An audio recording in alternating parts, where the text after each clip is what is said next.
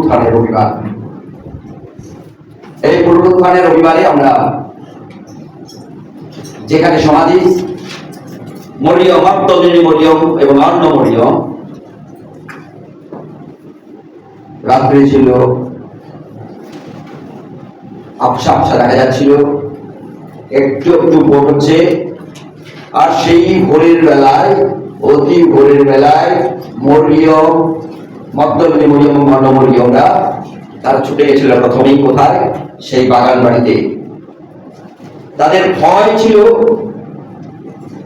কিনা জানি না, কিন্তু প্রখর সাহস ছিল। তাদের মনের ইচ্ছে এত প্রবল ছিল যে প্রথমেই আমরা আমার যিশুকে দেখব, সবার দেখার আগেই আমি আমার যিশুকে দেখব। কারণ যিশু বলেছিলেন তিনি পুনরুত্থিত হবেন। কবে? তিনি বলেছেন তৃতীয় দিনে তিনি পুনরুত্থিত হবেন। এর মানে শুক্রবার, শনিবার, তৃতীয় দিন মানে তাহলে তিনি নিশ্চিত হয়ে গেছিলেন সেটা হবে রবিবার। তৃতীয় দিনের দিন তিনি পুনরুত্থিত হবেন নিশ্চিত ভাবে বিশ্বাস করেছিলেন মাগদলিনী মরিয়ম, অন্য মরিয়ম, এবং সেই বিশ্বাস হেতু অতি প্রত্যুষে ছুটে গেছিল। তার ভাবনা রাস্তার মধ্যে যেতে যেতে ভাবছিল এত বৃহৎ পাথরটি সরাবে কে, যার ওজন ছিল 4.5 কুইন্টাল এবং ইংলিশ ভাষাতে 100 পাউন্ড।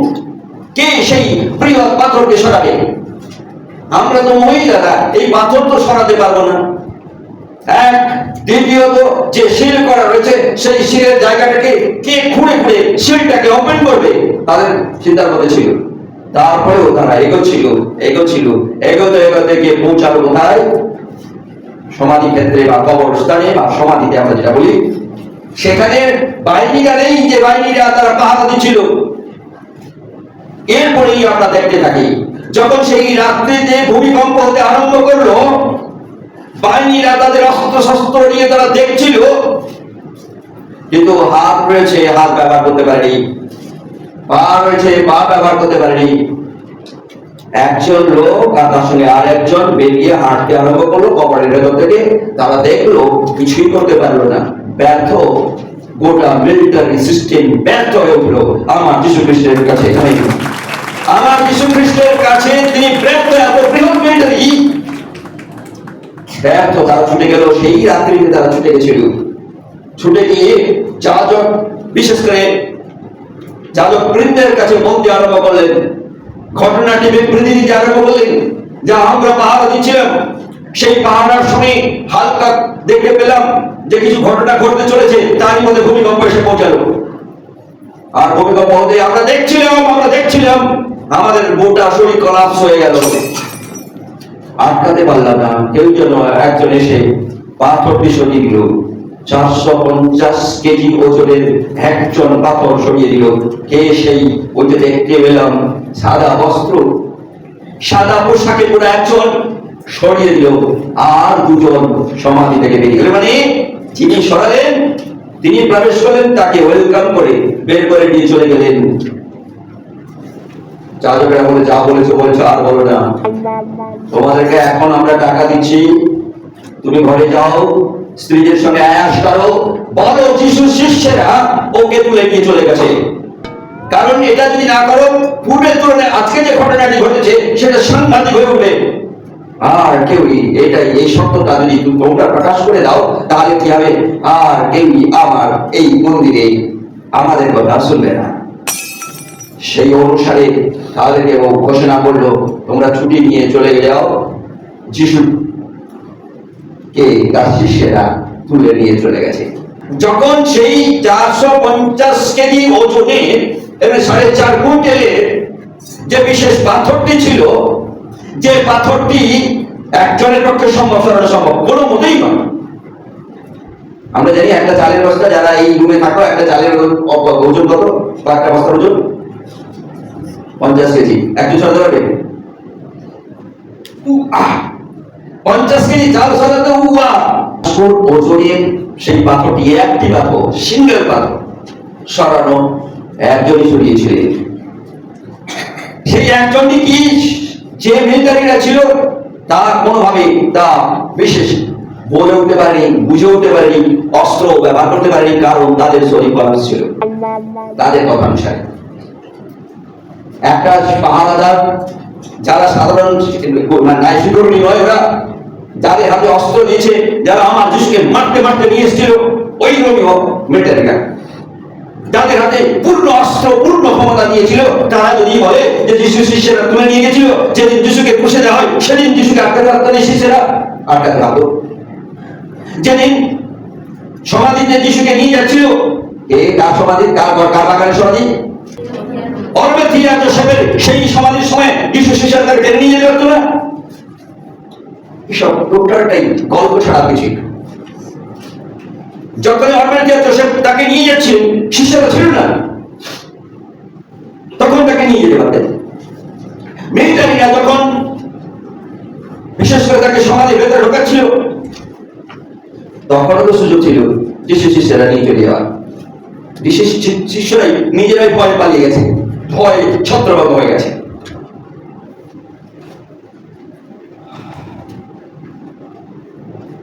তার মধ্যে বাসা বেঁধে রয়েছে মগদলিনী মরিয়ম আর অন্য মরিয়মের মনের মধ্যে, হৃদয়ের মধ্যে তারা তার যিশুকে দেখবে। তারা জানি সেখানে মিলিটারি বাহিনী রয়েছে, ভয় করে কারোটাই এসে তাকে কেউ নেই, গোটাটাই ফাঁকা পড়ে রয়েছে, কেউ নেই। যেখানে দাম্বু দিয়ে তারা 3 দিনের জন্য অপেক্ষা করবার দরকার ছিল, 3 দিন অপেক্ষা করবার দরকার ছিল, 3 দিন। 3 দিনের পূর্বে আগে কমপ্লিট 3 দিন করেনি, 3 দিন পূর্ণের আগে ভোর হওয়ার পূর্বে তারা পালিয়ে গেছে, কারো কিছুতে নেই। মগদলিনী মরিয়ম অন্য মরিয়ম তারা দেখে পাথরটা সরানো রয়েছে, কি অদ্ভুত। তারা ভেতরে আস্তে আস্তে করে ভেতরে ঢুকলো, ভেতরে ঢুকে দেখে কি পড়ে রয়েছে, কি পড়ে রয়েছে, কাপড়গুলো পড়ে রয়েছে। যে যিশুকে পুষে দেওয়া হয়েছিল সেই কুষারোপিত যে তার কাপড়গুলো ছিল, সেই কাপড়গুলো কিন্তু পড়ে রয়েছে। যিশু আর প্রার্থিব কাপড়কে তিনি ব্যবহার করেননি। আমেন। আমার যিশু তিনি আর এই প্রার্থিব সংসারের কোন কাপড়কে তিনি ব্যবহার করলেন না, পড়ে রয়েছে। আর সেই মগদলিনী মরিয়ম অন্য মরিয়মের সঙ্গে একজন, কারণ তখন পরিষ্কার বোঝা যাচ্ছে না, জাস্ট আবছা আবছা একটা শরীর দেখা যাচ্ছে, পরিষ্কার ছবি পাচ্ছে না মুখে। যিশু বললেন, মৃতদের মধ্যে কেন জীবিতদের খোঁজ করছো? যিশু তো তুমি জানো না তিনি কাটতে বলেছিলেন, তৃতীয় দিনে তিনি উঠলেন। বলছে হ্যাঁ, তবে কেন মৃতদের মধ্যে তুমি খুঁজছো? তিনি তো আর মৃত নন, তিনি জীবিত। তোমরা এই জীবিত কেন আর মৃতদের মধ্যে গুলিয়ে ফেল না, মিশিয়ে ফেল না, গোলমাল করে ফেল না। জীবিত চিরকাল জীবিত। আমার যিশু তিনি জীবিত আনেন, আমার যিশু তিনি জীবিত। চলে যাই প্রাতকালে কবর শূন্য। আমরা ঈশ্বরের পবিত্র আগে পড়েছি মার্ক, লুক এবং মথিতে। মতি, মার্ক, লুক এরা কারা? এরা যিশু শিষ্যেরা। একজন বলেননি, একজনের মতো করে লিখে দিয়ে যাননি, কিন্তু এখানে বিবৃতি দিচ্ছেন মার্ক যা দেখেছেন, লোক যা দেখেছেন। লোক যিশুর সঙ্গে থাকতেন না, ঘনিষ্ঠভাবে থাকতেন না, তিনি পেশাগত এবং তিনি তার পরিবার নিয়ে থাকতেন, তিনি প্রফেশনালি চিকিৎসক। সেই সূত্র ধরে তিনি দূরবর্তী থেকে যিশুর বিষয়ে তিনি কন্টিনিউ নজর রাখতেন। আর ঈশ্বরের আত্মা তার উপরে যখন বারংবার আসতো, তিনি লিখতেন, ইতিহাস লিখতেন যিশুর ইতিহাস। এবং লোক তিনি লিখতে আরম্ভ করেছিলেন। মতি তার শিষ্য ছিল, মার্ক তার শিষ্য ছিল, তারা নিজের চোখে দেখেছিল, সেইগুলোকে তিনি লিখতে আরম্ভ করলেন। আমেন। কবর শূন্য। এবারে প্রথমেই সাক্ষাৎ পেলেন মরিয়ম, যে মরিয়ম অপেক্ষা ছিল। এই মরিয়ম, এই মগদলিনী মরিয়ম, অন্য মরিয়ম, এ যারা অপেক্ষা ছিল, যিশু প্রথম তাদেরকে সাক্ষাৎ করলেন। তাদের সঙ্গে সাক্ষাতে তিনি কথা বললেন, প্রথমেই তিনি কথা বলেন। তারা ঘাবড়ে গেছিল, বুঝতে পারছিল না, ভাবছিল তারা যে তিনি মালিক সঙ্গে কথা বলছেন। এবারে বাগানে যারা রক্ষণাবেক্ষণ করে, বাগানে যারা জল দেয়, তাদের সঙ্গে তিনি ভাবলেন যেন কথা বলছে, কিন্তু পরবর্তীতে বুঝলেন যে না, কণ্ঠস্বরটা কিন্তু আমাদেরকে বিভ্রান্তি করায়নি, আমাদের সঙ্গে যিশুই কথা বলেছিলেন। আজকে প্রাতকালে বিভিন্ন জায়গায় আমরা দেখি আমাদের মণ্ডলী তারা বিশেষ করে সমাধি ক্ষেত্রে যায়। সমাধি ক্ষেত্রে কিন্তু মনে করে কেন সমাধি ক্ষেত্রে যায়, সমাধি ক্ষেত্রে সেখানে শয়তানের জায়গা, সেই শয়তানের জায়গাতে এই লোকেরা এই বিশেষ করে এই মন্ডলী কেন যায় তাতে আমাদের জেনে রাখা খুব জরুরি। সেদিন সমাধি ক্ষেত্রে কারা গেছিল? মধ্যমী মরিয়ম এবং অন্য মরিয়মরা চলে গেছিল। কি দেখতে গেছিল? সমাধিতে। কবে হয়েছে তো নিশ্চয় থাকে। এখন সমাধি ক্ষেত্রে কেন বিশ্বাসীরা যায়? কারণ বিশ্বাসীরা জানে সেখানে যদি শয়তান থাকে সমাধি ক্ষেত্রে ঈশ্বরের লোকের উপস্থিতিতে সেই শয়তানের জায়গা কোনো কাজ করবে না, কোনো কেরামতি কাজ করবে না, কোন শক্তি কাজ করতে পারে না। যখন আমার প্রভু যীশু খ্রিস্টের লোকেরা সেখানে উপস্থিত হয় কোনো মন্দ শক্তি কাজ করতে পারে। এবার এখান থেকে সুনিশ্চিত আমরা করাই, যদি কোনো বন্ধ শক্তি, বেদ শক্তি, ভূত শক্তি, ডাইনি শক্তি যেখানেই থাকুক না কেন, যিশুর লোকেরা যেখানে পা দিবে সেখানে যথার্থ সব শক্তি সরবেই সবে। যদি মন্ত্রী বলি বা অন্য বলি মহিলাদের ভয় থাকার কথা, মনে হয় আমাদের দ্বিতীয় আবার বুকে চেপে আসে যখন তারা সেই লোক যে যার সঙ্গে তিনি কথা বলছিলেন ঠিকভাবে যেহেতু অন্ধকারচ্ছন্ন অতি সকালবেলায় অতি মানে সকাল হয় ঘাবড়ে যাওয়ার কথা ছিল, উৎসাহে পড়ে যেত, মনে দুঃখ পেলাম পড়ে যায়নি কিন্তু, কারণ তাদের লক্ষ্য ছিল তাদের সঙ্গে ঈশ্বর রয়েছে, তাদেরকে স্পর্শ করতে পারে না, কোন মন্দ শক্তি তাদেরকে স্পর্শ করতে পারে না। এই যেহেতু তারা সুন্দরভাবে যিশুর সঙ্গে মালিক সব রূপ মনে করে তারা কথা বলতে আরম্ভ করেছিলেন। তাই আমরা যারা এই বিশেষ করে সমাধি ক্ষেত্রে যে আমরা আমাদের আপন জনের জন্য অপেক্ষায় থাকি, কারণ যিশু বলেছেন আমি যখন আসবো দ্বিতীয় আগমন যখন হবে, রেপচার যখন হবে, আমার লোকেরা যারা ঘুমিয়ে রয়েছে আমার তাদের সেই পরম দেশ থেকে সেই আত্মা আসবে এবং আমার সঙ্গে আসবে। যিশু তিনি তার লোকদের সঙ্গে তিনি আসবেন তার লোকদের সঙ্গে এবং একই প্রকার সুপারন্যাচুরাল শক্তি তাদের মধ্যে কাজ করবে, স্বর্গীয় আত্মা তার মধ্যে কাজ করবে, কবর সকল শূন্য হবে। আমেন। এখন আমার প্রশ্ন হতে পারে অনেকের কবর দেওয়া হচ্ছে না, তাদের কি হবে?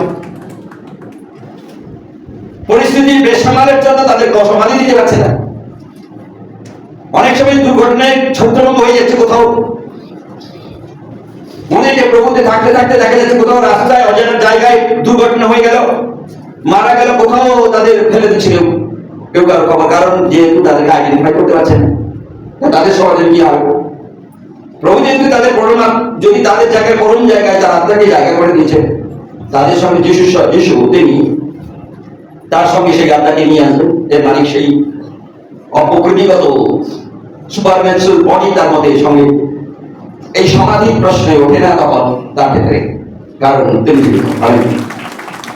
আমরা যে আমার আপন জনের খোঁজ করতে যে আমার আপন জনের একটি রেপচার হয়েছে, রেপচার মানে সমাধি খুলে গেছে, যিশুর সঙ্গে সমাধি খুলে গেছে, সেই অপেক্ষা করতে করতে সেই প্রত্যাশা নিয়ে আমরা যতকালে পৃথিবীতে বেঁচে থাকবো সেই প্রত্যাশা নিয়ে আমরা যাই সমাধি খুললো প্রভু তিনি যে ভূমিকাবদ্ধ, তিনি যারা ঘুমিয়ে রয়েছেন নেতৃত্ব রয়েছেন তাদের খোলার জন্য আমি একদিন নেতৃত্ব হব সেই সমাধি ক্ষেত্রে।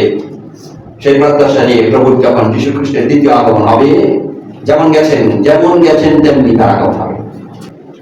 আজকে ঠিক প্রাতঃকালে মরিয়ম এবং অন্য মরিয়মের সঙ্গে সাক্ষাৎকার করে মরিয়মরা তার শিষ্যদেরকে খবর দিতে গেছে, তখন ভিতর এসে দেখছে আবার তার শিষ্য ঘরে গেছিল, যে শিষ্য অস্বীকার করে ফেলেছিল, ফলে তার সেই শিষ্যের জীবনে তাকে অনেক দূরে চলে গেছিল। আমাদের ভয় আমাদের ঈশ্বর থেকে অনেক দূরে সরিয়ে দেয়। সামাজিক ভয় তো ধর্মীয় ভয় তো আমাদের ঈশ্বরের প্রেম থেকে আমাদেরকে বিচ্ছিন্ন করার চেষ্টা করে, কিন্তু করিন্থীয় পুস্তকে বলছে এমনকি আমাদের ঈশ্বরের প্রেম থেকে কেউ বিচ্ছিন্ন করতে পারবে না, মৃত্যু পর্যন্ত। কি সংকট, কি জ্বালা, এমনকি মৃত্যু পর্যন্ত আমার প্রভু যীশু খ্রিস্টের প্রেম থেকে বিচ্ছিন্ন করতে পারবে না। কখন পারবে না? যখন মরিয়ম মাগদলিনী মরিয়ম অন্য মরিয়মের মতো যখন আমরা জীবন ধারণ করি, বৃষ্টি ভয় আমার মধ্যে থাকবে না, দৃষ্টি সূক্ষ্ম দৃষ্টি আমাদের মধ্যে থাকবে। অন্ধকারে দেখতে পাবো না, তাহলে চোখটাকে বড় করার চেষ্টা করবো, দেখতে চেষ্টা করবো আমার যিশু তিনি জীবিত আছে। আমাদের পৃথিবীতে এই পার্থিব জগতে আমাকে বয়কট করবে, এই পার্থিব জগতে আমাকে নানা রকমের সংকটে ফেলার, নানা রকমের ধর্মীয় চিন্তা তাদের আমাদের উপর চাপাবে। সেদিন ইহুদিরা, ইসরায়েলরা, রোমীয়রা কিন্তু তারা ইসরায়েলের লোক ছিল না। ইসরায়েল খুব অল্প সংখ্যক লোক ছিল, তারা ধর্মীয় ভাবে তাদের চিন্তা ভাবনা করতো, কিন্তু গোটা দেশ পরিচালনা হতো রোমান বা রোমীয়দের দ্বারাই। যার ফলস্বরূপ আমি পড়ে যাচ্ছি রোমীয় মানে রোমান ক্যাথলিক কি করে এলো। এবং আমরা অনেকে নাম শুনেছি কনস্টান্টাইন। তখনকার সময়ে তিনি রোমীয় সাম্রাজ্যের হর্তাকর্তা।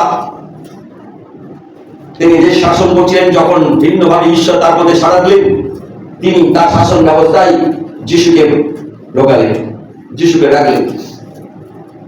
এবং সেই যিশুকে রাখার পরেই তিনি তার নিজের মতো করে শাসন ব্যবস্থাকে তৈরি করে গোটা পৃথিবীতে সুসমাচারের জন্য তারা ছড়িয়ে পড়ে, যেহেতু অর্থনৈতিক বর্ণ তাদের মধ্যে ছিল।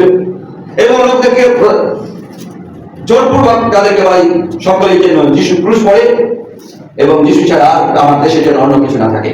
যে রোমিও আমার যিশু লোকদেরকে দিনের পর দিন অত্যাচার করেছে, ফাঁসের করতে হাজার হাজার খ্রিস্টানদেরকে মেরে টুকরা করে দিয়েছে, এমনকি প্রেরিতদের কোনো প্রেরিতদের বেশাই খুন করে দিয়েছে। তারপরে পরবর্তীতে ঈশ্বর তিনি প্রকাশমান হলেন রোমীয় সম্রাটের কাছে। তারা যেগুলো শুনেছিল যিশু সম্পর্কে, বিভিন্ন বিষয় শুনেছিল, তারা সেগুলোকে রোমীয় তারা নিজেরা সেগুলোকে লিপিকরণ করে তাদের রাজ্য শাসনে প্রবেশ করালো। আর সারা বিশ্বে সুসমাচার ছড়িয়ে দেওয়ার জন্য তারা বিভিন্ন ভাবে মিশনারিদের প্রবেশ করার, কারণ তখনকার সময়ে তাদের রাজতন্ত্র খুব শক্ত ছিল। এইভাবে রাজতন্ত্রের দ্বারাই রোমান ক্যাথলিক সাম্রাজ্য ছড়িয়ে পড়ে। এরপরে চলে সেই রাজ শাসন করতে থেকে ঈশ্বরের পবিত্র বাক্যে তারা মনোযোগ না দিয়ে তারা নিজেরা নিজেদের চিন্তার মতো প্রকাশ করে। আমরা জানি গ্যালিলিও, আমরা জানি নিউটন, এদের বিজ্ঞান চিন্তাকে তারা বিকৃত করার চেষ্টা করে, যার ফলে গ্যালিলিওকে পর্যন্ত আগুনে পুড়িয়ে দেয় এই ক্যাথলিক সম্প্রদায়ের ধর্মীয় মানুষ। কারণ তারা বলেছিলেন কি পৃথিবী ঘুরছে না, কারণ জাগকেরাও এরপরে যারা ধর্মীয় নেতারা ছিল বলছে পৃথিবী ঘুরে না, সূর্য ঘুরে, সূর্য ঘুরে। এই গ্যালিলিও বহুবার বক্তব্য দিচ্ছে, ঈশ্বরের বাক্যের বিরুদ্ধে বক্তব্য দিচ্ছে, কিন্তু ঈশ্বরের বাক্যের বিরুদ্ধে কোথাও বক্তব্য দেয়নি। কারণ তারা এখানেই কারণ গ্যালিলিও রয়েছে নিজেদের ওই হাদিসের মতো কিছু পুস্তক। তাই জন্য তারা সেটাকেও নিয়ন্ত্রণ, বিজ্ঞানকেও তারা নিয়ন্ত্রণ ধর্মীয়ভাবে করার চেষ্টা করেছিল। আমরা অনেক এই ইতিহাসে এবং তাদেরকে খুন করার জন্য নানা রকম পরিকল্পনা বংশ স্বভাবতই কাউকে কাউকে ঘুরিয়ে দিচ্ছে বা খুন করেছে। তারপরেই আসেন আমরা দেখতে পাই মার্টিন লুথার। তিনি ঈশ্বরের বাক্যে লেখা রয়েছে বা ঈশ্বরের বাক্য পড়তে, কিন্তু এরা বলছে বাইবেল পড়া যাবে না। সাধারণ বিশ্বাসী বাক্য বাইবেল যেন না পড়ে, কারণ এই বাইবেল পড়ে একমাত্র পবিত্র লোক, আর এই বাইবেলের কাছে এলে মানুষ পবিত্র হবে। ঈশ্বরের এই পবিত্র বাক্যের কাছে যদি না আসে কি করে পবিত্র হবে? অন্ধকারে তাদেরকেও সেই অন্ধকারে সেই মরিয়মের মতো, সেই মাত্রমণি মরিয়মের মতো তাদেরকে আচ্ছন্ন করে রাখার চেষ্টা করেছিল সেই অন্ধকার। সেটা ছিল প্রকৃতিগত অন্ধকার, আর এটা ছিল কৃত্রিম অন্ধকার করে রাখার চেষ্টা করেছিল। এই পবিত্র বাক্য একমাত্র কারা পড়বে? চার্চ ফাদাররা পড়বে, এখানে কেউ স্পর্শ করতে পারবে। আন্দোলন আরম্ভ হলো, ধর্মীয় পরিকল্পনাতে তাকে এবং রাজনৈতিক এবং ধর্মীয় পরিকল্পনায় মাটিতে তাকে খুন করার প্রচেষ্টা করলো, এবং সেখানে মন্ডলী বিভক্ত আরম্ভ করলো। যারা এই মার্টিন লুথারের এই ঈশ্বরের বাক্যে নিশ্চিত করবার জন্য লালায়িত, তারা বিভক্ত হলো, আলাদা হলো, তৈরি হলো প্রটেস্ট্যান্ট। সেখান থেকে এই প্রটেস্ট্যান্ট, এখানে এই প্রটেস্ট্যান্ট ঈশ্বরের পবিত্র বাক্যে প্রটেস্ট্যান্ট করে রাজতন্ত্রের দ্বারা পৌঁছায় কোথাও ঈশ্বরের বাক্যের শক্তিতে সারা বিশ্বে পৌঁছেছে। আমেরিকা এখানে কোন রাজতন্ত্রের দ্বারা পৌঁছায় ঈশ্বর প্রত্যেক মানুষের প্রতি প্রসাদ দিলেন, আহ্বান দিলেন, এবং তারা চলতে আরম্ভ করেছিল। এক দেশ থেকে অন্য দেশে, অন্য দেশ থেকে আর এক দেশে ঈশ্বর যেমন ভাবে, ঈশ্বর যাকে যেমন ভাবে আহ্বান করেছিলেন, বিশ্বাসে চলতে আরম্ভ হলো। কিছুই নেই তাদের শাস্ত্রে লেখা রয়েছে, শুধু ছুরি। আর যেমন ভাবে তিনি দুজন দুজন করে পাঠিয়েছিলেন। তারপরে বলছে যিশু দুজন দুজন করে পাঠিয়েছিল। জানিও যিশু যখন ছিলেন তিনি দুজন দুজন করে লোককে পাঠিয়েছিলেন। কটাটি পাঠিয়েছিল জানি? 35টি টিমে বিভক্ত করে দুজন দুজন করে পাঠিয়েছিলেন। তারা ফিরে এসে বলছে, প্রভু আমি তোমার নামে অনেক অনেক অলৌকিক কাণ্ড ঘটেছে, যারা অসুস্থ সুস্থ হয়ে গেছে, আমাদের খাদ্যেরও অভাব নেই, প্রচুর খাবার পেয়েছি। তারপরে যিশু বললেন, এত এক্সাইটেড হইল না, তুমি কি নিয়ে গেছিলে? তুমি জুতা পরে গেছিলে, আর কিছু নিয়ে যাবে। এরপরে তুমি কি করবে? থলে নিয়ে যাবে, আর রাখা নিয়ে যাবে, মানে জুতা নিয়ে যাবে, কারণ কাটা বুঝতে পারতো। থলে নিয়ে যাবে, কারণ অভাব করতে পারে। সেই অভাবের মধ্যে যেন তুমি আমাদের জীবিত থেকে সুসংবাদের প্রচার করো। সারা বিশ্বের প্রতিষ্ঠান ছড়িয়ে পড়ে রাষ্ট্রতন্ত্রের দ্বারা নয়, অর্থতন্ত্রের দ্বারাই হয়।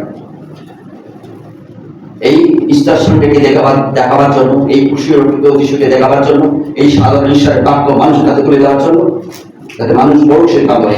আমি আমাদের কথা নয়, ঈশ্বরের বাক্য। আজকে প্রথমে দেখলাম মগদলীয়, অন্নমলীয়, তার ছুটে গেছিল মার্ক, লুক এবং মথি, এই লিপিবদ্ধ হয়েছে। প্রাতঃকালে আমরা দেখতে পাই যিশু তিনি সব প্রকাশ হয়েছিলেন সুসমাচারে। যিশু তিনি প্রকাশ হয়েছিলেন মরিয়মের কাছে। সেই সত্যকে উপস্থাপন করবার জন্য ঈশ্বরের পবিত্র বাক্য খ্রিস্টান, নন খ্রিস্টান, বিশ্বাসী, বিশ্বাসী যেমন ধরনের হোক পড়ুক, নিজে সিদ্ধান্ত নিন। আমি কিন্তু ভয় কোথায়? ভয় কোথায়? ভয় সেখানেই। কারণ ধর্মীয় নেতারা এটাকে করতে দেয় না, বাধা দেয়। আর আমরা যারা বিবেকের বিশ্বাসী, আমরা পড়তে দিই, আপনি হিন্দু হন, পড়ুন, ছেড়ে দেবেন, ছেড়ে দেন, তারপরে আপনাকে আমরা প্রেরণ করব। আমরা বিশ্বাস ঈশ্বর রাখছিলেন, ছেড়ুন, পড়ুন, পড়ুন। হয় ঈশ্বর বাক্য ছেড়ে ছেড়ে ভেতরে ঢুকিয়ে পড়ুন, কিন্তু আপনার যেন কি আসে? চৈতন্য আসে, আপনার যেন বিবেক আসে, বিবেক করে দিন। ঈশ্বর তিনি আপনাকে আশীর্বাদ করতে চান। আর আপনি যদি খুঁজে পান রং, ভুল, আপনি সেটাও ব্যাখ্যা করুন লোকেদের কাছে, কোনো অসুবিধা নেই। যেমন মানুষ এখন বিভিন্ন ধর্ম নিয়ে ব্যাখ্যা করছে। আমার ঈশ্বরের পবিত্র বাক্য যদি তারা নেগেটিভ থাকে, সেটাও ব্যাখ্যা করুন ঈশ্বরের কাছে, লোক মানুষের কাছে, মানুষের কাছে ব্যাখ্যা করুন। আপনার জীবনে নেমে আসতে পারে একটা প্রাতকাল, আপনার একটা নিশি ভোর আপনার জীবনকে বদলে দিতে পারে। যেমন মগদলী মরিয়ম, অন্নমরিয়মের জীবন বদলে গেছিল। 4.5 কুইন্টালের পাথর সরে গেছিল। আপনার হৃদয়ের মধ্যে 4.5 কুইন্টাল পাথর, আপনার মনের মধ্যে 4.5 কুইন্টালের পাথর ঈশ্বর সরাতে পারেন। তিনি আমার ঈশ্বর, মহান সমর্থ ঈশ্বর। আমি সন্ধ্যাকাল হলে, আজকের এই সন্ধ্যাকাল হলে যিশু তিনি প্রকাশনা হলেন শিষ্যদের কাছে। লোক লিখিত সুসমাচার 24 অধ্যায় সেবে পেতে দেওয়া হচ্ছে। সন্ধ্যাকালে যিশু তার কিছু শিষ্যদের সঙ্গে সাক্ষাৎ করেন, কিন্তু সেদিন বিতর্কিত পায়নি। মরিয়ম, অন্নমরিয়ম খবর শুনে নেওয়ার পরে তিনি গেছিলেন, খবরটা দেখলেন খালি, কিন্তু যিশুকে সাক্ষাৎ পায়নি। আমি বিকল্প মনে হতাশার মন নিয়ে সমাজ থেকে ফিরলেন কে? পিতর। যিশুকে দেখার ইচ্ছে ছিল, কিন্তু হয়ে ওঠেনি। তিনি দেখলেন ভেতরটি খালি পড়ে রয়েছে।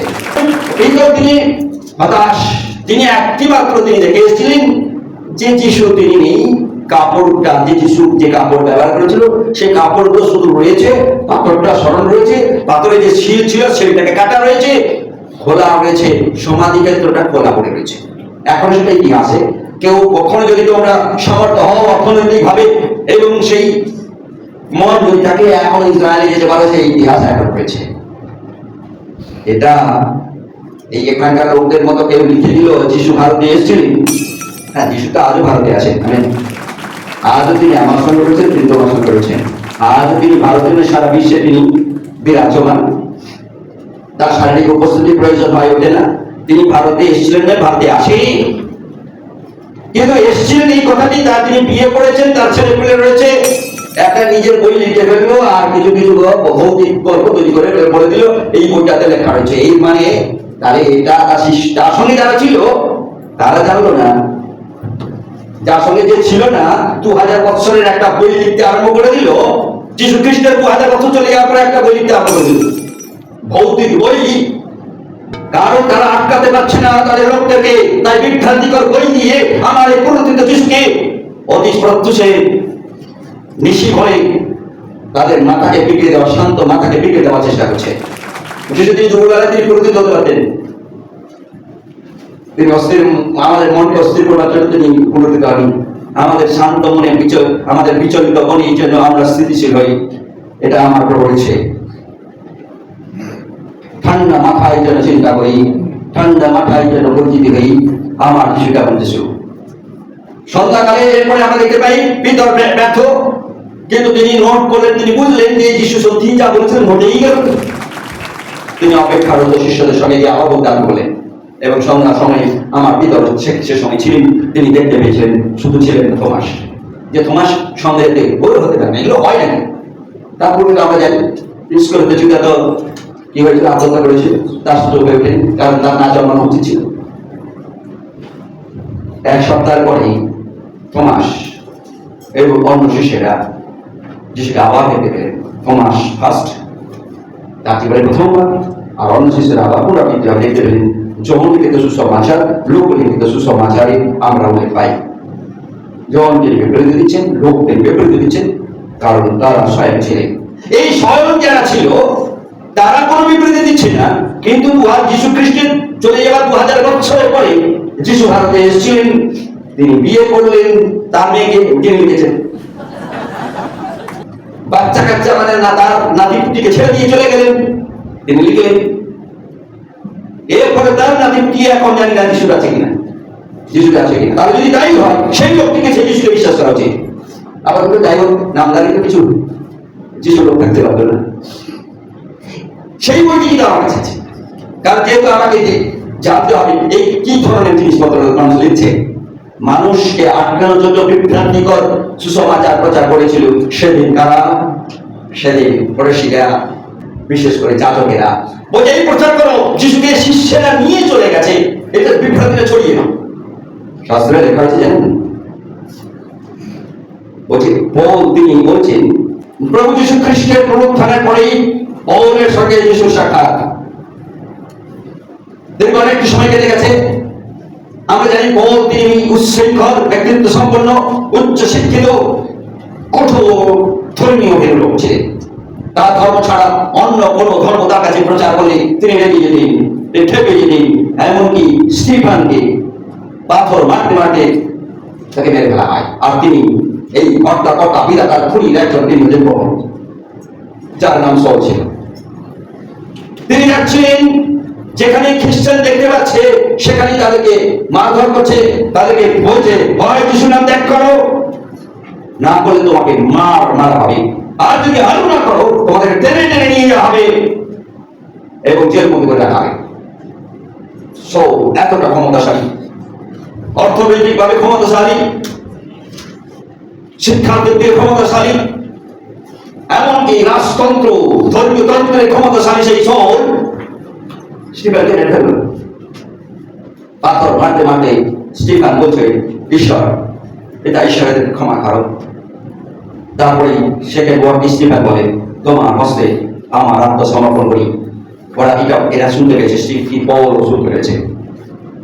তারপরে খুব অল্প সময়ের মধ্যে 3 ঘন্টা নেয়নি স্টিফেন, তিনি হাঁটু গেড়ে প্রার্থনা করছিলেন।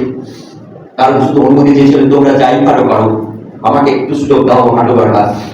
হাঁটু গাড়বো, আর তখন যখনই হাঁটু গাড়তে আমার পাথর মারতে আরম্ভ করেছেন। এরা হচ্ছে ধর্মীয় লোক, এরা হচ্ছে ঈশ্বরের লোক। এমন ঈশ্বরের ভিতরে একজন লোক প্রার্থনা করছে যাদের কোনো অস্ত্র নেই যার হাতে, সেই নিরস্ত্র লোকটিকে দেখে ভয় করেছিল সেই স্টিফানকে দেখে। এমন কিছু যার জন্য তারা পাথর ছুটতে ভেবেছিল মেরে ফেলবে, কিন্তু তার আগে ঈশ্বরের আত্মা তাকে করে নেয়। আমেন। তারা দেখে অবাক হয়ে সোল স্ট্যাক ডাউন হয়ে যায়, কি অদ্ভুত ঘটনা ঘটলো। তারপরও তার ধর্মীয় গভীর অন্ধবিশ্বাস তাকে আরো উগ্র করে দিয়েছিল, একজনকেও খ্রিস্টানকে রাখা হবে না। চলেছে এই করতে করতে হঠাৎ একই সময়ে সে পড়ে যায়। জানি না হুজুর খেয়েছিল কিনা, পড়ে যাওয়ার পরে তিনি অন্ধ হয়ে যায়। কোথায়? কেউ 10 শখ, আবার উচ্চারণ করে যখন সে দামাস্কাস এই নিচে।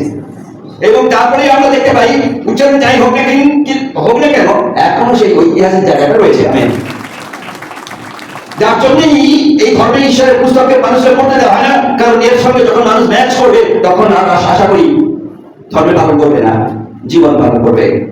তাই এটাকে ম্যাচ করতে দেওয়া হয় না। এটা পড়তে পালন করা হয়, বিশেষ করে মুসলমানকেও পড়ে না, তাদেরকে পালন করে দেওয়া হচ্ছে। ইহুদিরাও পড়তে পালন করা হচ্ছে। এখন তো হিন্দুরা বা আরো অনেক ধর্ম রয়েছে। সেদিন আমাদের শিখ ধর্মের একজন খুব ছোট্ট বয়সী ছেলে সুন্দর সিং, তিনিও বারণ করে দিয়েছিলেন পড়বে না, কিন্তু পরবর্তীতে তিনিও কি করে করেছিলেন আমরা জানি। সুন্দর সেই মত পরিবর্তন করেছিল। যে নতুন নিয়মকে আনুষ্ঠানিক ভাবে অনেক নতুন নিয়মে পুড়িয়ে দিয়েছিল স্কুল, খ্রিস্টান স্কুল ক্যাম্পাসে। যে খ্রিস্টান স্কুল ক্যাম্পাসে তিনি পড়তেন, সেই স্কুল ক্যাম্পাসের মধ্যে নতুন নিয়মকে কুচ্ছিত করে পুড়িয়ে দিয়েছিল। সেদিন তার জীবনে সেই সুপ্রভাত দেখতে পেয়েছিল যিশুকে, যেমন মগদলী মরিয়ম আর অন্য মরিয়ম যিশুকে পেয়েছিল ফিরে যাই সৌলের কাছে। সৌলের শাস্ত্রাংশ পড়ি, বিশেষ করে সৌলের তার ঐতিহাসিক লিপিকরণ প্রথম করিন্থীয় 15:3-8। শাস্ত্রানুসারে খ্রিস্ট আমাদের পাপের জন্য মরিলেন ও কবর প্রাপ্ত হইলেন, আর শাস্ত্রানুসারে তিনি তৃতীয় দিবসে উত্থাপিত হইয়াছেন। আর তিনি ওই ফাঁকে আর সেই 12 জনকে দেখা দিলেন। তারপরে একেবারে 500-এরও অধিক ভাতারে দেখা দিলেন। তাদের অধিকাংশ লোক অন্তর্পি বর্তমান রইয়াছে যখন তিনি ছিলেন, বলছে যারা দেখেছে এখন সে লোক বেঁচে আছে পৌল। কিন্তু কেউ কেউ নিদ্রাগত হইয়াছে, কিছু জন দেখেছিল, তারপরে তারা তাদের পার্থিব দেহ ত্যাগ করে চলে গিয়ে। তারপরে তিনি যাকবকে পরে সকল প্রেরিতকে দেখা দিলেন। সকলের শেষে অকাল যাদের নেই যে আমি, আমাকেও দেখা দিলেন। সৌল বলছে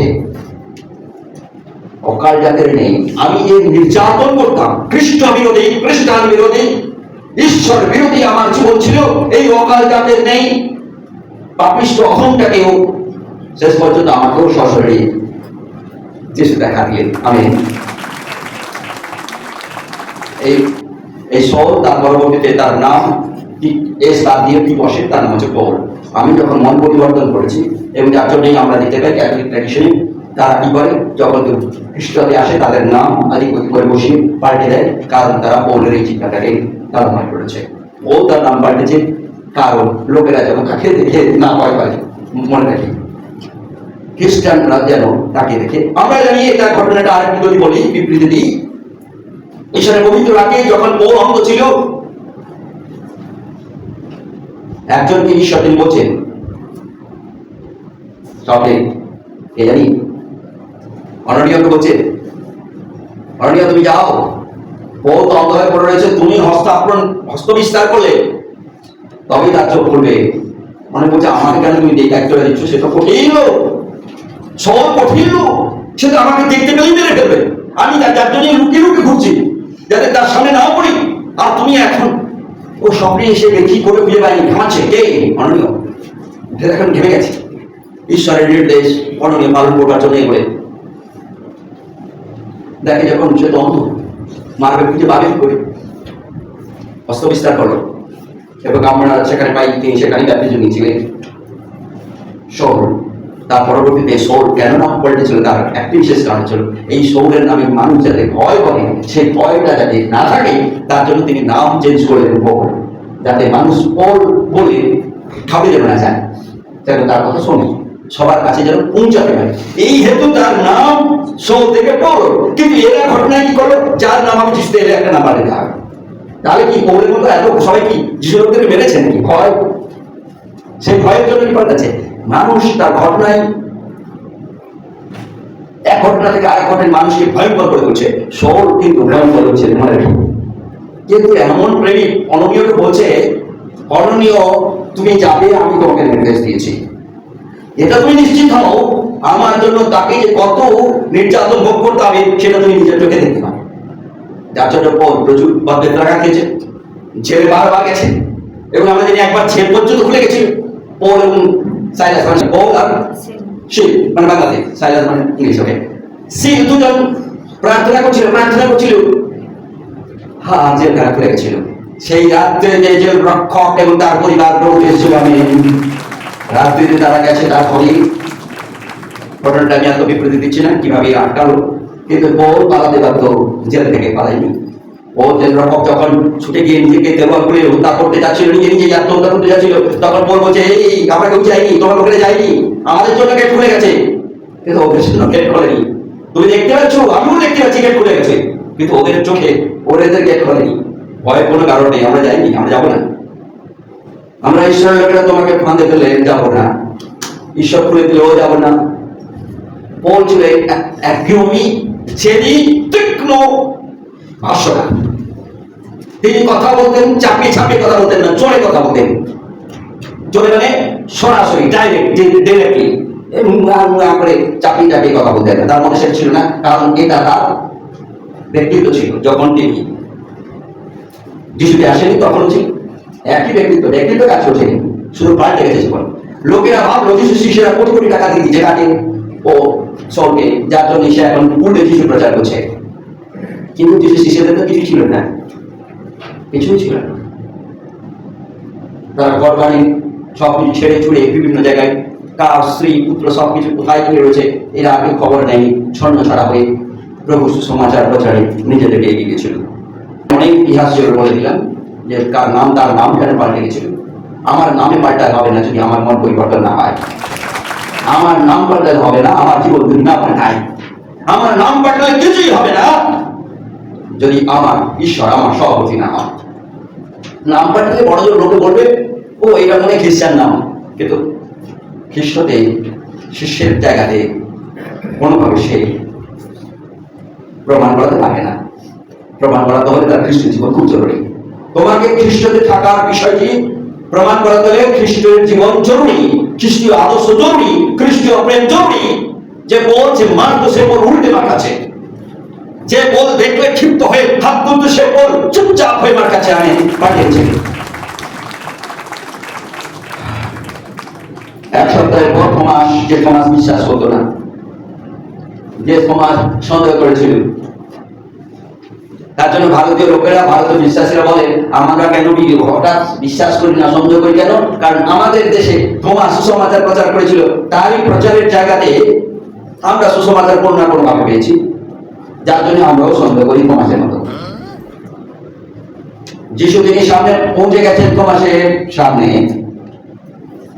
ঈশ্বরের নিয়ে, সুপার ন্যাচারাল শরীর নিয়ে। তিনি বলছেন এটা ছায়া, আমি ছায়া দেখছি মনে হচ্ছে, যিশুর ছায়া আমার মধ্যে ভ্রম কাজ করছে, ভ্রম। যিশু আরো কাছে গেলেন, আরো কাছে গেলেন, বললেন তোমার হাতটা দাও থমাস, যেখানে পেরেক মারা হয়েছিল তোমার হাতটা দিয়ে দেখো, যেখানে আমাকে বর্ষা মারা হয়েছিল তোমার হাত দিয়ে আমাকে স্পর্শ করো। তুমি এখনো বিশ্বাস করতে পারছো না থমাস? তোমাদের কাছে কারো কিছু রয়েছে খাবারের জন্য?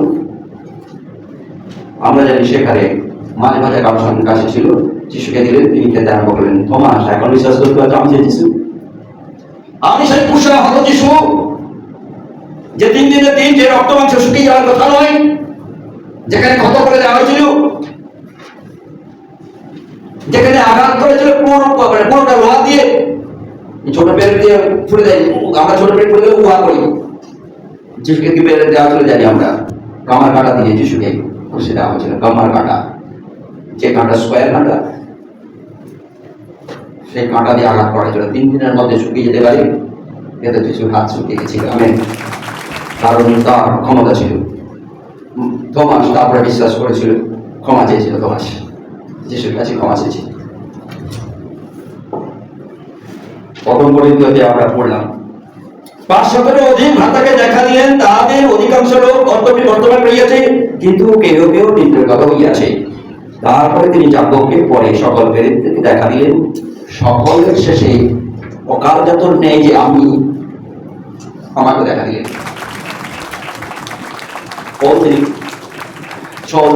তিনি ভেঙে গেছিলেন, ভেঙে পড়ে গেছিলেন। এটা আমি অকাল, আমার মতো নিষ্ঠুর অপরাধী আগে নেই। আমি নিজের হাতে স্টিফানকে নির্দেশ দিয়েছিলাম, স্টিফানকে যেন পাথর মারা হয়। আমি নিজের হাতে চাবুক মেরেছি কত বিশ্বাসকে। আমি মন্ডলীকে ছত্রভঙ্গ করে দিয়েছি। মন্ডলে অশান্তির কারণ আমি শৈশব। আমি আর এই নামটি চাই না, এই অশান্তিকর নামটি আমি চাই না, এই অশান্তিকর চরিত্রটি আমি চাই না, আমি বদলাতে চাই। আমি যখন যিশুকে পেয়েছি, জেনেছি, দেখেছি, কথা বলেছি, এই অকাল মানুষটি আজ থেকে আমি পবন। প্রিয়জন, আজকের এই সুন্দর সকালবেলায়, সুন্দর পুনরুত্থানের রবিবারে আমরা কি লালায়িত হয়েছিলাম সকালবেলায় যিশুকে দেখবার জন্য? আমরা কি প্রত্যেকের সময় চিন্তা করি যিশু তুমি আমার সঙ্গে পৌলের ঈশ্বর হয়ে আমার সঙ্গে কথা বলো? তুমি আমার প্রেমিক, হও আমার জীবন। মগদলের মরিয়ম অন্য মরিয়মের মতো আকাঙ্ক্ষিত হৃদয় নিয়ে অপেক্ষায় থাকি আমার যিশুকে দেখবার জন্য, আমাদের যিশুকে দেখবার জন্য, যে যিশু তোমার জন্য আমার জন্য তিনি বসে পড়লেন, আমাদের অপরাধকে, আমাদের অভাবকে, আমাদের দারিদ্রতাকে, আধ্যাত্মিক দারিদ্রতাকে মোচন করবার জন্য।